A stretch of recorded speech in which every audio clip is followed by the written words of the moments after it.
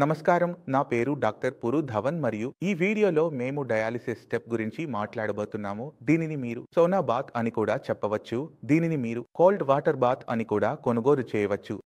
ఇది ప్రయోజనాలు మరియు నష్టాలను అర్థం చేసుకోవడానికి ప్రయత్నిస్తాము. కాబట్టి మొదట మేము దీన్ని ఎలా చేయాలో ప్రారంభిద్దాం. కోల్డ్ వాటర్ బాత్ కోసం ఒకటి రోగిని 40 డిగ్రీల ఉష్ణోగ్రత ఉన్న నీటి టబ్లో కూర్చోబెడతారు. మీరు స్క్రీన్ పై చూడగలరు. కాబట్టి మేము ఈ టబ్లో కూర్చుంటే వేడి నీరు ఉన్నప్పుడు శరీరం నుండి పసిని విడుదల చేస్తుంది.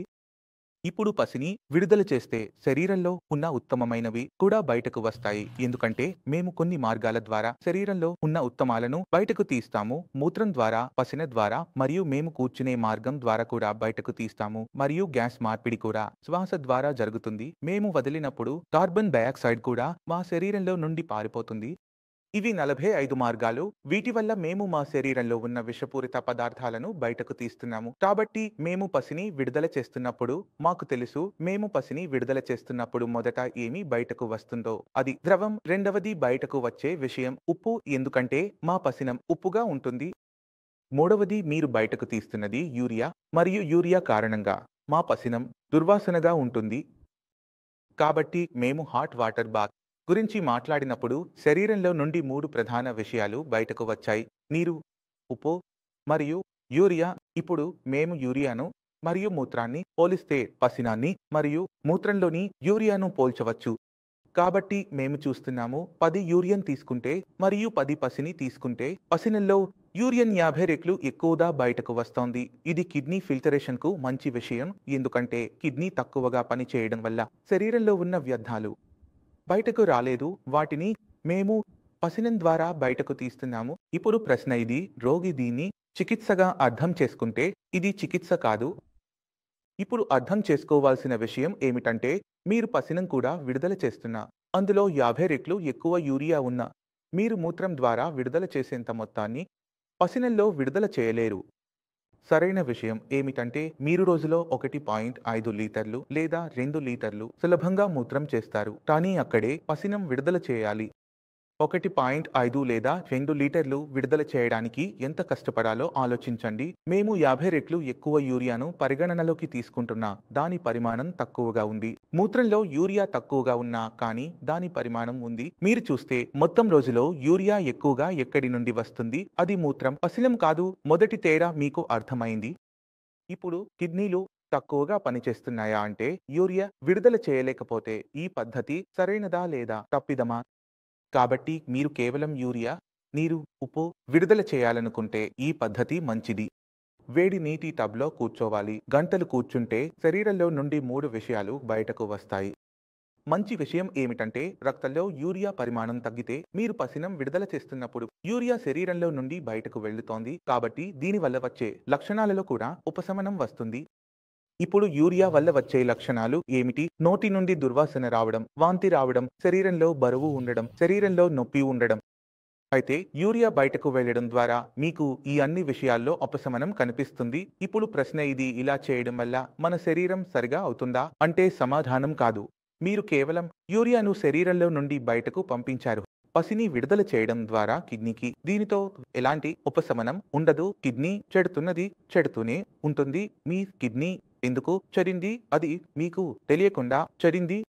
ఏదో ఒక కారణం తప్పకుండా ఉండాలి. కాబట్టి ఆ కారణానికి ఉపశమనం లభించింది. దీనికి సమాధానం లేదు. కిడ్నీ ఎక్కువగా బీపీ లేదా షుగర్ వల్ల చెడుతుంది. బీపీ సరి అయినది కాదు, షుగర్ సరి అయినది కాదు. కొన్ని గంటల పాటు బీపీ తగ్గుతుంది, ఎందుకంటే శరీరంలో నుండి నీరు మరియు ఉప్పు బయటకు వెళ్ళిపోతుంది. కానీ మీరు ఆహారం తింటే, నీళ్లు తాగితే మీ బీపీ మళ్ళీ పెరగడం ప్రారంభిస్తుంది. దానివల్ల ఏమిటంటే కిడ్నీకి నిరంతరం నష్టం జరుగుతోంది. అదే సమయంలో వారు హాట్ వాటర్ బాత్ తీసుకుంటే తమ బీపీ మందులను వదులుతున్నారని తరచుగా చూపిస్తారు. ఎందుకంటే తాత్కాలికంగా వారి బీపీ స్థిరంగా ఉన్నట్లు కనిపిస్తుంది.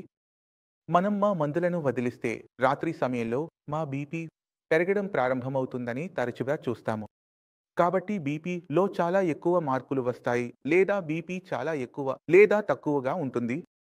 అందులో ఏమిటంటే మందులను సెట్ చేయడం చాలా కష్టం అవుతుంది. మనం మందులను సెట్ చేయలేకపోతే బీపీకి ఉన్న ఒకే ఒక సాధారణ విలువను సాధించలేకపోతున్నాము. మనం ఇది సాధించలేకపోతే బీపీ 1 గంట, 2 గంటలు, 4 గంటలు, 6 గంటలు ఉన్నప్పటికీ మీ బీపీ ఎంత కాలం ఉన్నా అది మీ కిడ్నీకి నష్టం కలిగిస్తుంది. మరియు కిడ్నీకి నష్టం కలిగిన కొద్దీ కిడ్నీ పనిచేసే సామర్థ్యం తగ్గుతుంది. కిడ్నీ పనిచేసే సామర్థ్యం తగ్గుతున్న కొద్దీ మరియు యూరియా పెరుగుతుంది. అంటే మనం యూరియా బయటకు తీస్తున్నాము కాబట్టి మన కిడ్నీ మెరుగుపడాలి, కానీ అది మెరుగుపడడం లేదు, అది చెడుతోంది. ఎందుకంటే దీనికి వెనుక ఉన్న ప్రాథమిక సూత్రాన్ని మనం తప్పుగా అర్థం చేసుకుని అప్లై చేస్తున్నాము. కిటినిన్ మీ శరీరంలో నుండి పసినతో బయటకు రావడం లేదు అని మీరు అర్థం చేసుకోవాలి. కిటినిన్ మీ శరీరంలో నుండి బయటకు వెళ్ళడానికి ఒకే ఒక మార్గం ఉంది. అది మీ కిడ్నీ అంటే మీ మూత్ర గ్రంథి ద్వారా మాత్రమే బయటకు వస్తుంది. మీ కిడ్నీపై దృష్టి పెట్టకపోతే మరియు కేవలం హోల్డ్ వాటర్ బాత్ థెరపీపై ఆధారపడితే యూరియా మీ నియంత్రణలో ఉంటుంది, కానీ కిటోనిన్ మీ పెరుగుతూనే ఉంటుంది. మీ శరీరంలో లక్షణాలు ఉండవు, కానీ మీ మొత్తం పరిస్థితి క్షీణించిపోతుంది.